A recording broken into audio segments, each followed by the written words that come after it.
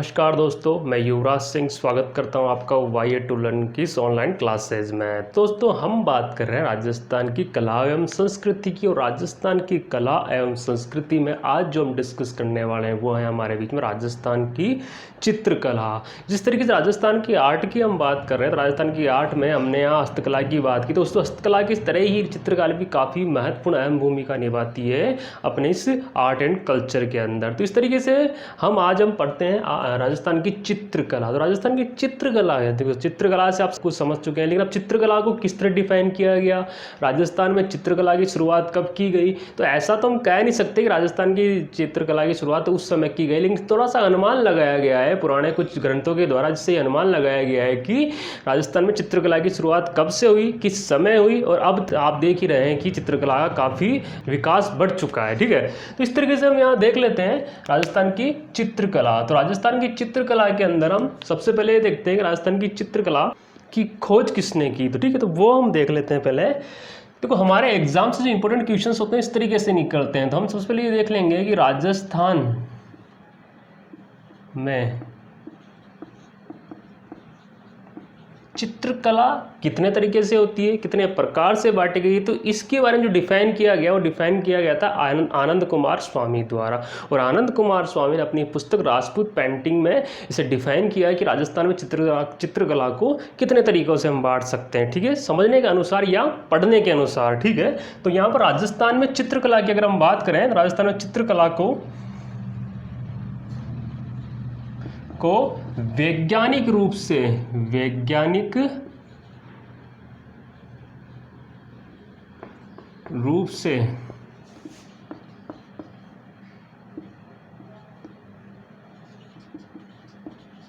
आनंद कुमार स्वामी द्वारा संकलन किया गया। किसके द्वारा किया गया? आनंद कुमार स्वामी द्वारा संकलन किया गया राजस्थान में चित्रकला के बारे में। हम ये भी देख लेते हैं थोड़ा कि आनंद कुमार द्वारा एक पुस्तक लिखी गई जिसे कहते हैं राजपूत पेंटिंग। क्या कहते हैं? राजपूत पेंटिंग नामक एक पुस्तक लिखी। क्या लिखी?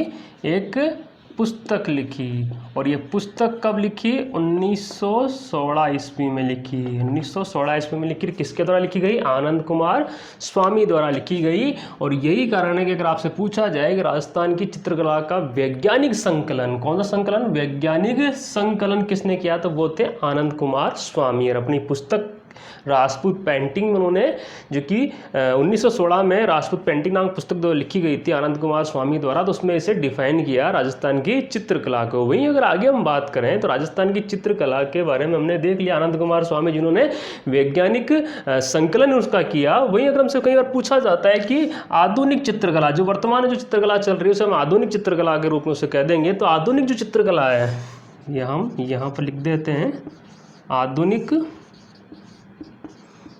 चित्रकला के जन्मदाता, आधुनिक चित्रकला के जन्मदाता। तो वो भी हम देख लेते हैं। आधुनिक चित्रकला के जो जन्मदाता हैं वो है मास्टर कुंदनलाल मिस्त्री। क्या नाम है? मास्टर कुंदन लाल मिस्त्री। मास्टर कुंदनलाल मिस्त्री उनका नाम है। ठीक है, तो ये ध्यान रखना है आपको। राजस्थान की आधुनिक या राजस्थान की चित्रकला के आधुनिक जन्मदाता पूछे जाए तो मास्टर कुंदनलाल मिस्त्री आपको वहाँ पर क्लिक करना है। ठीक है, वहीं अगर आपसे पूछा जाए कि ये तो राजस्थान की बात हो गई, हमसे पूछा जाए कि भारतीय चित्रकला में, हमसे भारत के बारे में पूछ सकता है। ठीक है, तो भारतीय चित्रकला के आधुनिक जन्मदाता। भाई पहले तो हमने बात की थी राजस्थान के चित्रकला के आधुनिक जन्मदाता। अब हम अगर बात करें भारतीय चित्रकला के आधुनिक जन्मदाता तो वहाँ पर हम लिखेंगे रवि वर्मा। क्या लिखेंगे? रवि वर्मा। तो इस तरीके से हमारे बीच में कुछ ये नाम हमारे जो क्लियर हुए। देखो आमतौर पे हम क्या है, आनंद कुमार स्वामी का ही नाम जिक्र करते हैं, जबकि थोड़ा सा और हम थोड़ा सा समझे अच्छी तरीके से तो राजस्थान में चित्रकला को वैज्ञानिक रूप से अगर इसे डिफाइन किया गया तो वो किया गया आनंद कुमार स्वामी द्वारा। तो ये आपको फोकस करना है कि आनंद कुमार स्वामी तो कौन थे, वैज्ञानिक रूप से संकलन करने वाले राजस्थान के चित्रकला के। वही अगर हमसे पूछा जाता है कि आधुनिक चित्रकला के जन्मदाता, तो हमें वहाँ लिखना है मास्टर कुंदन लाल मिस्त्री। क्या लिखना है, मास्टर कुंदन लाल मिस्त्री। हमें वहाँ पर क्लिक करना है, मास्टर कुंदन लाल मिस्त्री। वही हमसे अगर भारतीय चित्रकला के आधुनिक जन्मदाता पूछे तो रवि वर्मा में वहाँ सही मानना है। ठीक है, तो जो आनंद कुमार स्वामी थे, इनके द्वारा एक पुस्तक लिखी गई राजपूत पेंटिंग, जो कि 1916 में लिखी गई। इसके अंदर राजस्थान की चित्रकला को डिफाइन किया गया, उसको समझने के लिए उन्हें बांटा गया कितनी तरीके से हम इसे बांट सकते हैं। तो इस तरीके से थोड़ा सा और आगे हम देखते हैं राजस्थान की चित्रकला के बारे में। तो राजस्थान की चित्रकला में अगर थोड़ा सा और हम आगे देखें तो हमने यहाँ तक तो बात की जन्मदाता की, ठीक है, आधुनिक जन्मदाता हो गए, वैज्ञानिक संकलन किसने कहा, भारत के चित्रकला के आधुनिक जन्मदाता हमने देखे। अब हम जो आगे देखते हैं वो देखते हैं कि राजस्थान में चित्रकला की शुरुआत कब की गई, कैसे की गई। तो देखो इसके बारे में कोई साक्ष्य तो कुछ प्रमाण मिलते नहीं है कि राजस्थान की चित्रकला की शुरुआत कब की गई, लेकिन राजस्थान में मेवाड़ जो है वहाँ सबसे पहले चित्रकला की शुरुआत की गई। तो उसके कुछ प्रमाण हमें मिलते हैं। तो हम यहाँ देख लेते हैं, जब हमने मेवाड़ वंश पढ़ा था तो उस समय हमने पढ़ा भी था, तो राजा तेज सिंह का समय, यानी मेवाड़ के गुइल वंश के उस समय शासक हुआ करते थे राजा तेज सिंह। तो हम यहाँ पर लिख देते हैं कि मेवाड़ के शासक तेज सिंह के समय एक ग्रंथ लिखा गया, और वो ग्रंथ था हमने मेवाड़ के समय पढ़ा था, शार्वक प्रतिक्रमण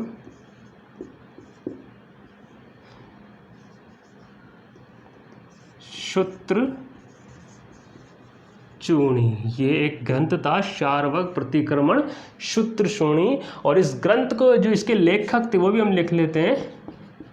इस ग्रंथ के जो लेखक थे वो लेखक थे कमल चंद्र। कौन थे, कमल चंद्र। तो इस तरीके से हमें ये तो हमारे पास साक्ष्य प्रमाण नहीं मिलते हैं कि सबसे पहले चित्रकला की शुरुआत कब की गई, लेकिन कुछ ग्रंथ ऐसे हैं जिसके हमें अनुमान लगा सकते हैं कि सबसे पहले शुरुआत किस समय की गई। तो तेज सिंह के समय क्या था, ये प्रथम चित्रित एक ग्रंथ था, शार्वक प्रतिक्रमण सूत्र चूणी, जिसके रचयिता थे कमल चंद्र। और किसके समय रचा गया था, ये तेज सिंह के समय। कब रचा गया था, ये तेज सिंह के समय रचा गया था। तो इस तरीके से हमने ये बात की, ये प्रथम ग्रंथ। हम लिख भी देते हैं कि मेवाड़ का प्रथम चित्रित ग्रंथ, मेवाड़ का प्रथम चित्रित ग्रंथ है कौन सा ग्रंथ, शार्वक प्रतिक्रमण शूत्र चूर्णी। वहीं अगर आगे हम बात करें थोड़ा सा और, तो इसी मेवाड़ वंश में आगे जाके एक शासक होते हैं मोखल, राणा मोखल। तो राणा मोखल के समय भी एक ग्रंथ हमें मिलता है, राणा मोखल के समय का ग्रंथ। और ये ग्रंथ कौन सा है वो हम देख लेते हैं। ये ग्रंथ है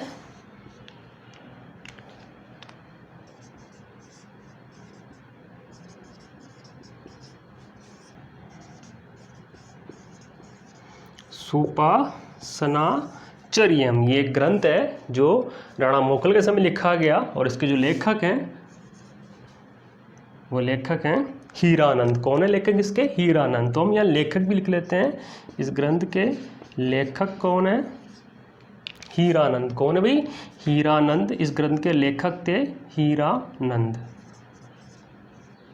कौन थे, हीरानंद इस ग्रंथ के लेखक थे। और ये ग्रंथ राणा मोखल के समय लिखा गया ग्रंथ था, सुपासनाचर्यम। और ये जो ग्रंथ प्राप्त होता है ये कहाँ से प्राप्त होता है, देलवाड़ा से। कहाँ से प्राप्त होता है, देलवाड़ा से प्राप्त हुआ। कहाँ से प्राप्त हुआ यह ग्रंथ, देलवाड़ा से प्राप्त हुआ। तो इस तरीके से हमने राजस्थान में चित्रकला के बारे में हमने ये भी देखा कि सबसे पहले चित्रकला की शुरुआत कब की गई थी, ये हमने थोड़ा सा अनुमान लगाया।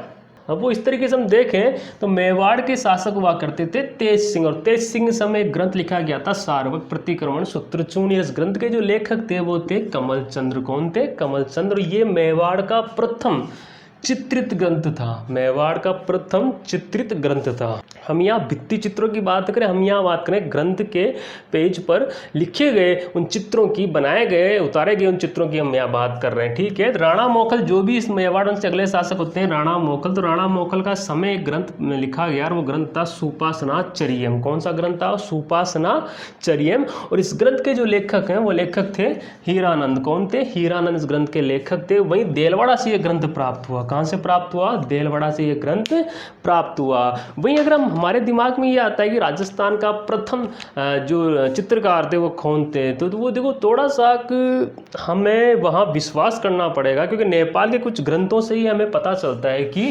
प्रथम जो चित्रकार थे, प्रथम जो चित्रकार थे उनका नाम था श्रृंगधर। क्या नाम था? श्रृंगधर। ये नेपाल के कुछ ग्रंथों से पता चलता है कि मेवाड़ के, या हम कह सकते हैं राजस्थान के जो प्रथम चित्रकार थे वो श्रृंगधर थे। तो इस तरीके से हमने राजस्थान की चित्रकला के बारे में बात की, आधुनिक चित्रकला के जन्मदाता की हमने बात की। ठीक है, चित्रकला को डिफाइन किया वैज्ञानिक संकलन के रूप में, उनकी हमने बात की। यहाँ पर कुछ प्राचीन ग्रंथ जिन पर चित्रकला की जानकारी हमें मिलती है उनके बारे में हमने डिस्कस किया। आगे हम बात करते हैं कि चित्रकला को किस तरीके से हम अध्ययन करते हैं, किस तरीके से हम पढ़ते हैं और किस तरह के क्वेश्चन हमारे एग्जाम के लिए महत्वपूर्ण रहते हैं। तो आगे हम बात करते हैं कि राजस्थान में चित्रकला को किस तरीके से बांटा गया ताकि हम उसे आगे अध्ययन कर सकें। तो राजस्थान में चित्रकला को समझने के लिए या उसे आगे बढ़ावा देने के लिए चित्रकला को 4 स्कूलों में बांटा गया। 4 स्कूलों में राजस्थान में उसे बांटा गया। तो उन स्कूल्स के बारे में हम देख लेते हैं। तो यहाँ हम हेडिंग थोड़ा लिख लेते हैं, चित्रकला का वर्गीकरण। तो उसको समझने के लिए इसका वर्गीकरण किया गया चित्रकला का। चित्रकला का जो वर्गीकरण किया गया तो उसमें हम देखें तो इसे स्कूलों की तरफ से बांटा गया। तो राजस्थान में 4 स्कूल हैं जो कि चित्रकला को बढ़ावा देते हैं, उन्हें समझने के लिए 4 स्कूलों को बांटा गया। ठीक है, तो यहाँ पर हम लिख लेते हैं राजस्थान में चित्रकला। ठीक है, तो उसे इस तरीके से 4 भागों में बांटा गया। तो जो पहला था वो तो था मेवाड़ स्कूल। मेवाड़ स्कूल, तो मेवाड़ स्कूल के रूप में उसे बांटा गया। और इस मेवाड़ स्कूल में जो क्षेत्र आते हैं उससे हम देख लेते हैं। एक स्कूल में कई क्षेत्र आते हैं, तो मेवाड़ क्षेत्र में जो स्कूल आते हैं उसे हम देख लेते हैं, जैसे कि उदयपुर। ठीक है, उदयपुर इसमें आता है। ठीक है, उदयपुर के अलावा अगर हम बात करें तो राजसमंद इसमें आता है। ठीक है, वहीं अगर आगे हम बात करें तो चावंड इसमें आता है। क्या आता है? चावंड इसमें आता है। ठीक है, वहीं अगर आगे हम बात करें तो शाहपुरा इसमें आता है। शाहपुरा के अलावा अगर हम बात करें तो भीलवाड़ा के और भी 2 रियासत जैसे बागोर व बेंगू किसान आंदोलन के समय हमने पढ़ा था बेंगू। ठीक है, तो बेंगू है। उसके अलावा और अगर एक और पढ़े हम तो देवगढ़। तो ये जो क्षेत्र हैं ये मेवाड़ स्कूल में आते हैं। ये चित्रकला के वो क्षेत्र हैं जो कि मेवाड़ स्कूल के अंतर्गत आते हैं। तो मेवाड़ स्कूल में उदयपुर, राजसमंद, चावंड, शाहपुरा, बागोर, बेंगू, देवगढ़, यहाँ पर जो चित्रकला की जाती है वो समझने के हिसाब से वो मेवाड़ स्कूल में आते हैं। ठीक है, वहीं अगर हम आगे हम बात करें तो आगे की जो हमारे बीच में रहेगी वो रहेंगी मारवाड़ स्कूल में वो हमारे रहेगा। ठीक है, तो उसे हम इस तरीके से समझ लेते हैं। ठीक है, तो मारवाड़ स्कूल में हम सबसे पहले बात करते हैं जोधपुर की। ठीक है, जोधपुर हो गया। ठीक है, जैसलमेर हो गया। ठीक है, जैसलमेर के अलावा हम बात करें तो बीकानेर हो गया, जंगल प्रदेश बीकानेर। ठीक है, नागौर हो गया। ठीक है, नागौर के आगे हम बात करें तो सिरोही हो गया, बिनाय। ठीक है, ये बिनाय हो गया। ठीक है, आगे अगर बात करें तो अजमेर जो है, अजमेर के अलावा अजमेर की एक तहसील, अजमेर ज़िले की एक तहसील है किशनगढ़ की उपनीठनी शैली जो हम आगे पढ़ने वाले हैं, किशनगढ़। तो जो ये शैलियाँ हैं, जो क्षेत्र हैं, इन क्षेत्र का क्या होता है, ये मारवाड़ स्कूल में इसने देखा जाता है। ठीक है, तो मारवाड़ स्कूल की जो शैलियाँ हैं तो उसके बारे में हमने देखा, मारवाड़ स्कूल के जो क्षेत्र उनके बारे में हमने देखा, जोधपुर, जैसलमेर, बीकानेर, नागौर, सिरोही, बिनाय, अजमेर और किशनगढ़। अब हम जो आगे बात करने वाले हैं ढूंढाड़ स्कूल के बारे में।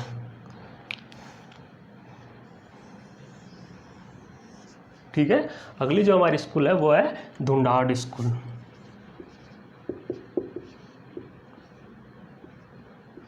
ठीक है, अब ढूंढाड़ स्कूल में क्या क्या क्षेत्र आते हैं वो भी हम देख लेते हैं। ठीक है, तो ढूंढाड़ स्कूल में आमेर, ठीक है, आमेर के बाद में अगर हम बात करें तो जयपुर, ठीक है, जयपुर के बाद हम बात करें तो अलवर, अलवर के बाद हम बात करें तो शाहपुरा। ठीक है, एक शाहपुरा ये भी था, तो ये भीलवाड़ा वाला शाहपुरा है, जबकि ये शाहपुरा है जयपुर के पास, एक शाहपुरा तहसील जो उसकी वो शाहपुरा ही है। ठीक है, तो आमेर, जयपुर, अलवर, शाहपुरा, और शाहपुरा के बाद में हम बात करें तो उनियारा, जो टोंक डिस्ट्रिक्ट में जो उनियारा तहसील है वो उनियारा इसमें आता है। ठीक है, तो आमेर हो गया, जयपुर हो गया, अलवर हो गया, शाहपुरा, उनियारा और शेखावटी क्षेत्र। शेखावटी क्षेत्र, जो शेखावटी जो शैली है, शेखावटी क्षेत्र की जो चित्रकला है वो भी ढूंढाड़ क्षेत्र में, ढूंढाड़ स्कूल में ही आती है। तो यहाँ पर हम पूरा लिख लेते हैं इसे, ढूंढाड़ स्कूल। ठीक है, ढूंढाड़ स्कूल में भी आ गया, आमेर आ गया, जयपुर आ गया, अलवर आ गया, शाहपुर आ गया, उनियारा आ गया और शेखावटी आ गया। इसी तरीके से हम आगे और देख लेते हैं, जो अगली जो हमारी स्कूल है चौथी स्कूल, वो हमारी रहेगी हाड़ौती स्कूल। वो कौन सी स्कूल है समझने के हिसाब से वो है हाड़ौती स्कूल। तो हाड़ौती क्षेत्र की जो चित्रकला है उसे हाड़ौती स्कूल में देखा गया है, हाड़ौती स्कूल में से डिफाइन किया गया है। ठीक है, अब हाड़ौती स्कूल जो है, तो हाड़ौती स्कूल में कौन कौन सी क्षेत्र की चित्रकलाएँ आती हैं, तो हम वो देख लेते हैं। कोटा, देखो हाड़ौती में 4 डिस्ट्रिक्ट हैं, चारों हमें यहाँ लिखने हैं, कोटा, बूंदी, झालावाड़, वहीं आगे हम बात करें तो दुगारी, ये दुगारी पड़ता है कहाँ, बारां क्षेत्र में। ठीक है, तो चारों डिस्ट्रिक्ट आ गए। ठीक है, कोटा आ गया, बूंदी आ गया, झालावाड़, दुगारी, ये हाड़ौती स्कूल में आने वाले क्षेत्र। तो इस तरीके से मेवाड़ स्कूल, मारवाड़, ढूंढाड़ स्कूल और हाड़ौती स्कूल, इस तरीके से इन्हें बांटा गया है। ठीक है, तो मेवाड़ स्कूल में जो क्षेत्र आते हैं वो हम देख लेते हैं, उदयपुर, राजसमंद, चावंड, शाहपुरा, बागौर, बेंगौर, देवगढ़, ये क्षेत्र है जो कि मेवाड़ स्कूल के अंतर्गत आते हैं। यानी ये शैलियाँ होंगी, उदयपुर शैली, राजसमंद शैली, तो ये शैलियाँ कौन से स्कूल में आती है, मेवाड़ स्कूल में आती है। ठीक है, वहीं अगर हम बात करें ढूंढाड़ स्कूल, ढूंढाड़ स्कूल में आमेर, जयपुर, अलवर, शाहपुरा, उनियारा, शेखावटी जो शैलियाँ होती है, क्षेत्र की जो चित्रकला की जो शैलियाँ होती है वो ढूंढाड़ स्कूल में उसके अंतर्गत आती है। ठीक है, वहीं अगर हम बात करें मारवाड़ स्कूल की, तो जोधपुर हो गई, जैसलमेर, बीकानेर, नागौर, सिरोही, बिनाय, अजमेर और किशनगढ़, जो ये क्षेत्रीय शैलियाँ जो है ये मारवाड़ स्कूल के अंतर्गत आती है। ठीक है, वही अगर आगे हम बात करें तो हाड़ौती स्कूल जो है, हाड़ौती स्कूल में हाड़ौती क्षेत्र है ना, हाड़ौती की 4 डिस्ट्रिक्ट जो है, कोटा, बूंदी, झालावाड़, दुगारी, बारां, तो ये जो क्षेत्र की जो चित्रकला है ये कहाँ आती है,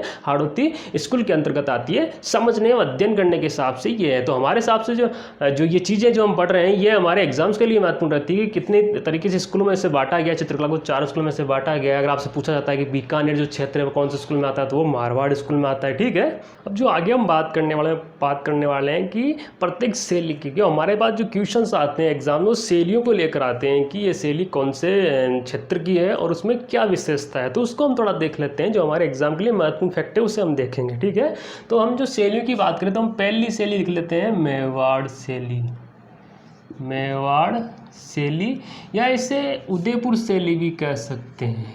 क्या कह सकते हैं, उदयपुर शैली। हमने यहाँ देखा था इससे पहले, तो हम यहाँ डिफाइन कर सकते हैं कि मेवाड़ शैली यानी उदयपुर जो शैली है वो कौन से क्षेत्र में आ गई, कौन से स्कूल में आ गई, ये आ गई मेवाड़ स्कूल में आ गई। ठीक है, तो जो उदयपुर शैली है तो उसके बारे में कुछ थोड़ी बहुत बात हम कर लेते हैं। तो जब ये चित्रकला जो चल रही थी मेवाड़ में, तो सबसे ज़्यादा जो विकास हुआ 1718 सदी के बीच में, मतलब हम कहते हैं 17 से 18वीं सदी के बीच में सबसे ज़्यादा मेवाड़ में चित्रकला का विकास हुआ। इस समय यहाँ शासक हुआ करते जगत सिंह। कौन हुआ करते थे, जगत सिंह। तो यहाँ पर आपको लिखना है जगत सिंह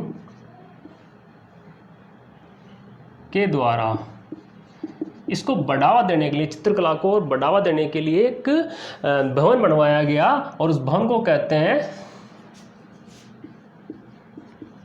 चितेरों की ओवरी, चितेरों की ओवरी बनवाया। देखो जो चित्रकार होता है उसे चितेरा कहा जाता है। क्या कहा जाता है? चितेरा कहा जाता है। तो चितेरों की ओवरी बनवाएगी। किनके द्वारा बनवाएगी? जगत सिंह के द्वारा। ठीक है। अब जगत सिंह जो थे उनके द्वारा चित्तौरों की ओवरी जो बनवाएगी, चित्तौरों की जो ओवरी है इसे एक और नाम से जाना जाता है, वो भी हम देख लेते हैं। चित्तौरों की ओवरी को तस्वीरारो कारखानों भी कहते हैं। तस्वीरारो कारखानों,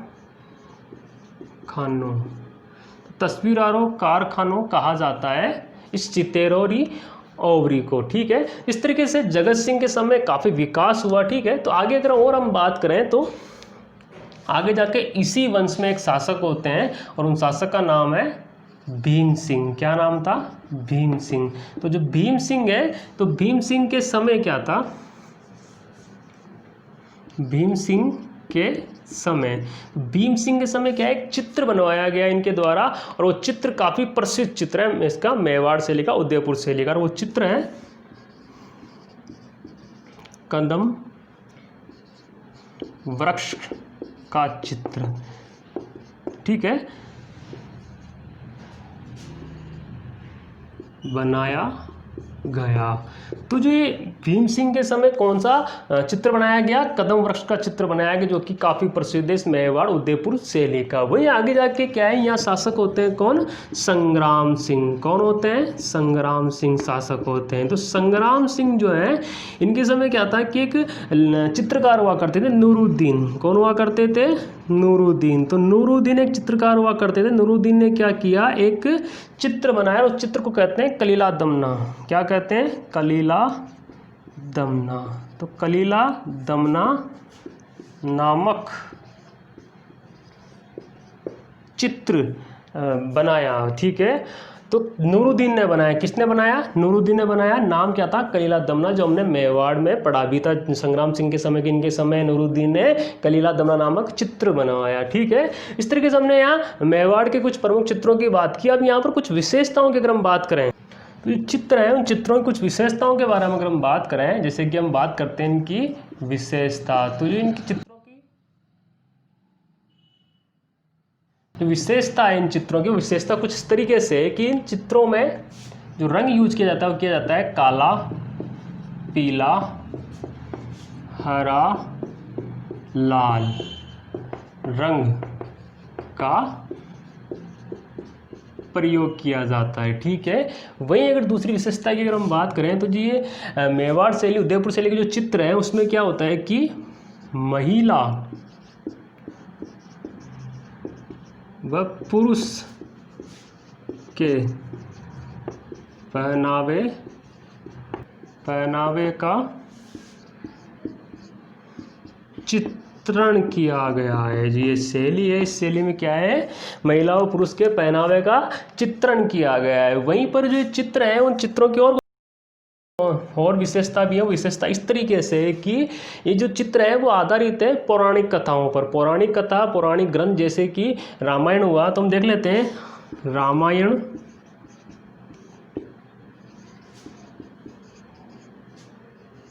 भगवत गीता। ठीक है। वहीं अगर हम आगे बात करें तो रसिक प्रिया, जो कि मेवाड़ का एक ग्रंथ था राणा कुंभा के समय का, रसिक प्रिया, गीत गोविंद। ठीक है।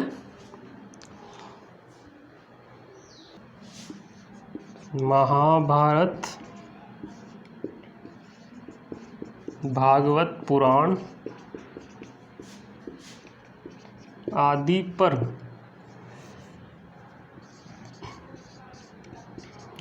पर आधारित चित्र इस उदयपुर शैली, मेवाड़ शैली की विशेषता है। जैसे कि हमने बात की विशेषता जो कि मेवाड़ शैली की काला, पीला, हरा, लाल रंग का प्रयोग किया जाता है। महिला व पुरुष के पहनावे का चित्रण इस उदयपुर शैली, मेवाड़ शैली में विशेष रूप से किया गया है। वहीं पौराणिक कथाओं के ऊपर भी चित्र बनाया गया, जैसे रामायण, भगवत गीता, रसिक प्रिया, गीत गोविंद, महाभारत, भगवत पुराण आदि जो ग्रंथ है इन पर आधारित चित्र बनाए गए हैं।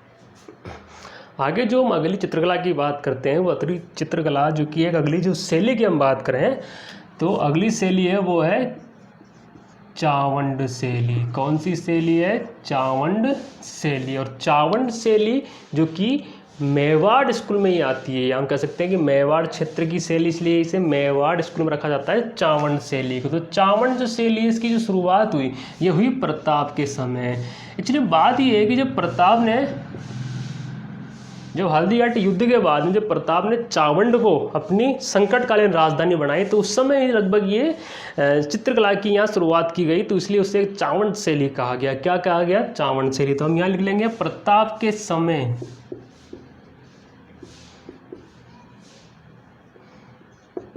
1585 से शैली की शुरुआत हुई। शैली की शुरुआत हुई। तो ये शैली की जो शुरुआत हुई ये कब हुई? प्रताप के समय। जब प्रताप ने चावंड को संकटकालीन राजधानी बनाई तो उस समय से ये 1585 ईस्वी के आसपास से चावंड शैली की शुरुआत हुई। तो वहीं हम थोड़ा सा लिख लेते हैं प्रताप के समय के बारे में। तो प्रताप के समय सबसे प्रसिद्ध जो चित्र रहा वो रहा ढोला मारू। तो आपको लिखना है प्रताप के समय सबसे प्रसिद्ध चित्र ढोला मारू रहा। ठीक है, तो ये भी हमने देख लिया।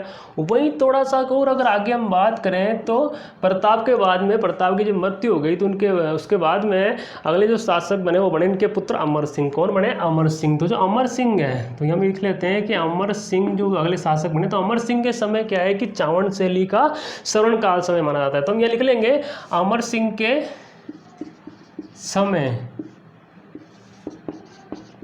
चावंड शैली का स्वर्णकाल था। तो ये बात हमने कर ली।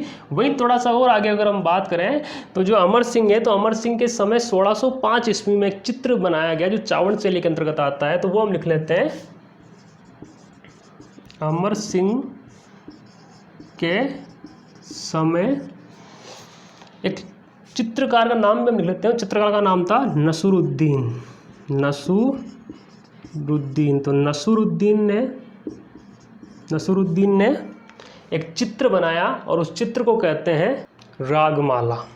क्या कहते हैं? रागमाला। नसरुद्दीन ने रागमाला चित्र का चित्रण किया। तो इस तरीके से हमने यहाँ बात की चावंड शैली के बारे में। अब चावंड शैली को थोड़ा हम रिपीट करें तो चावंड शैली जो कि मेवाड़ स्कूल की शैली, ठीक है। प्रताप ने जब संकटकालीन राजधानी बनाई थी तो उस समय इस 1585 के आसपास शैली की शुरुआत की गई थी। तो प्रताप के समय सबसे प्रसिद्ध जो चित्र रहा वो रहा ढोला मारू। कौन सा रहा? ढोला मारू चित्र रहा। वही इसके बाद में प्रताप सिंह के बाद में इनके पुत्र अमर सिंह शासक बने, जिनके समय चावंड चित्रकला का या चावंड शैली का स्वर्ण काल उसे माना गया अमर सिंह के समय को। तो अमर सिंह के समय सबसे जो प्रसिद्ध चित्र रहा वो रहा रागमाला। और इसके रचयिता थे या इसके चित्रकार थे नसरुद्दीन। कौन थे? नसीरुद्दीन इसके चित्रकार हुआ करते थे, नसरुद्दीन। आगे जो हम बात करते हैं वो करते हैं अगली चित्र शैली की। तो ठीक है, तो अगली चित्र शैली वो हमारे बीच रहेगी नाथ द्वारा चित्रशैली। तो ये भी मेवाड़ की चित्रशैली होती है, मेवाड़ स्कूल की चित्रशैली होती है नाथ द्वारा चित्रशैली या नाथ द्वारा शैली से हम कह देंगे। तो नाथ द्वारा शैली और नाथ द्वारा शैली की अगर हम बात करें तो नाथ द्वारा शैली में इसका एक विशेषता है। इसकी विशेषता ये है कि ये मेवाड़ व ब्रज चित्रशैली का मिश्रण है। क्या है भाई, मिश्रण है। कौन कौन से शैली का, मेवाड़ और ब्रज का। देखो हमने यहाँ पर नाथद्वारा के समय बात की थी कि दामोदर गोविंददास दो पंडित जो कि वृंदावन से भगवान कृष्ण की मूर्ति लेकर आते हैं सिंघाड़ क्षेत्र में, और वहीं इसकी स्थापना कर देते हैं। तो नाथद्वारा की स्थापना इस तरीके से हुई, ठीक है। तो हमने यहाँ बात की थी, ठीक है। तो वहीं पर क्या था, जो ब्रज से वो आए, तो जाहिर सी बात है कि ब्रज चित्रशैली और मेवाड़ चित्रशैली का मैच मिश्रण तो हमें देखने को यहाँ मिलेगा। तो जो नाथद्वारा चित्रशैली है, उस चित्रशैली में मेवाड़ और ब्रज चित्रशैली का मिश्रण देखने को मिलता है। वहीं अगर आगे हम बात करें तो जो ये चित्रशैली है, इस चित्रशैली का जो सर्वाधिक जो विकास हुआ गौरधन जी के समय। जो सबसे ज़्यादा विकास जो हुआ गौरधन जी के समय। तो गौरधन जी जो कि संत हुआ करते थे, गौरधन जी के समय सर्वाधिक विकास हुआ। विकास किसका हुआ, नाथद्वारा शैली का। वहीं अगर आगे हम थोड़ा देखें तो नाथद्वारा जो शैली है, नाथद्वारा शैली मतलब हमने नाथद्वारा में पिछवाई की जब बात की थी, पिछवाई ने कपड़े के ऊपर बनाई हुई आकृतियों चित्रकला को ही हम नाथद्वारा शैली कहेंगे। तो यहाँ पर आप लिखेंगे प्रसिद्ध पिछवाइयाँ बनाना, प्रसिद्ध पिछवाइयाँ, ठीक है। तो प्रसिद्ध पिछवाइयाँ जो कि कहाँ की है, नाथद्वारा की पिछवाइयाँ समझ गए आप, बड़े आकार के कपड़े पर की गई चित्रकला ही क्या कहलाती, पिछवाइयाँ, जो हमने पहले हस्तकला में उसे देखा था। तो इस तरीके से हमने इस शैली में मुख्य रंग की, तो आप यहाँ लिख भी लेते हैं कि प्रमुख जो रंग है, जो प्रमुख जो रंग है वो रंग है, प्रमुख रंग है हरा व पीला। प्रमुख रंग जो इस चित्रशैली में जो कार्य लिया जाता है वो लिया जाता है हरा व पीला रंग, इसमें कार्य की लिया जाता है, काम में लिया जाता है, ठीक है। तो हम बात कर रहे हैं यहाँ नाथद्वारा चित्रशैली की। तो नाथद्वारा चित्रशैली जिसमें मेवाड़ और ब्रज चित्रशैली का मिश्रण देखने को मिलता है, और नाथद्वारा चित्रशैली की पिछवाइयाँ प्रसिद्ध है। क्या प्रसिद्ध है, पिछवाइयाँ प्रसिद्ध है। वहीं गौरधन जी के समय सर्वाधिक विकास हुआ नाथद्वारा चित्रशैली में। वहीं अगर हम बात करें तो प्रमुख जो रंग, जो प्रमुखता दी जाती है रंगों में, और दी जाती है हरा व पीला रंग में, नाथद्वारा चित्रशैली में प्रमुखता दी जाती है। तो इस तरीके से हमने राजस्थान की कुछ महत्वपूर्ण चित्रकला के बारे में बात की। अगली कुछ चित्रकला के बारे में अगली क्लास में बात करेंगे। धन्यवाद दोस्तों, थैंक्स फॉर वॉचिंग। जय हिंद, जय भारत।